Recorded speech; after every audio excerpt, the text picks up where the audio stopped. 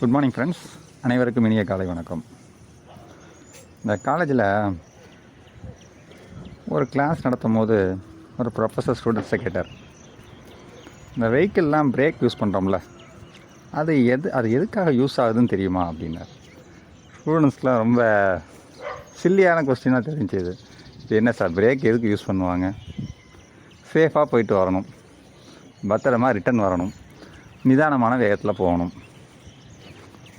இதுதான் பெரும்பாலானுடைய ஆன்சராக இருந்துச்சு. நான் ஒரே ஒரு வித்தியாசமான ஆன்சர், வேகமாக போகிறதுக்காக தான் சார் பிரேக் யூஸ் ஆகுது. அந்த கோணத்தில் பார்த்தோம்னா அந்த கரெக்டான ஆன்சர் அது. ஏன்னா பிரேக்குன்னு ஒன்று இல்லைன்னா, இப்போ பிரேக் கேபிள் வண்டியில் உள்ள பிரேக் கேபிள் அந்து போயிடுச்சு அப்படின்னா நம்ம ஒரு 90 கிலோமீட்டர் 100 கிலோமீட்டரில் போய் ரிஸ்க் எடுப்போமா?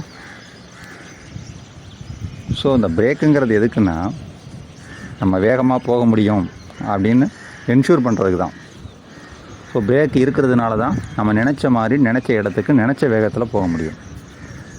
ஸோ பிரேக் ஒரு தடங்கலாக நினைக்காம, அது ஒரு இடைஞ்சலாக நினைக்காம, அது ஒரு தடையாக நினைக்காம, நம்ம வேகத்துக்கான ஒரு வழிகாட்டி, வேகத்துக்கான ஒரு டூல் அப்படின்னு எடுத்துக்கிட்டோம்னா நம்மளால் வேகமாக பயணிக்க முடியும். இதே மாதிரி தான் நம்ம அன்றாட வாழ்க்கையிலையும் நிறைய இடைஞ்சல்கள், நிறைய துன்பங்கள், நிறைய ஏமாற்றங்கள் நம்ம சந்திச்சுக்கிட்டு இருக்கோம். ஆனால் இந்த சங்கடங்களுக்கும் துன்பங்களுக்கும் அதையும் தாண்டி நம்ம வெற்றி பெற முடியும். எப்பயுமே சங்கடம், ஒரு வார்த்தைகள் சொல்லுவாங்க, சங்கடம் இல்லாத வாழ்க்கையும் சதுரமான முட்டையும் சாத்தியம் இல்லாதது.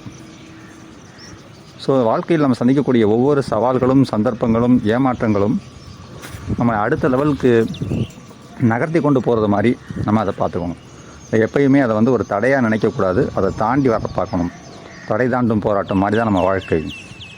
ஸோ இன்றைய சிந்தனை, தடையை தாண்டி முன்னேறுவோம். நன்றி, காலை வணக்கம்.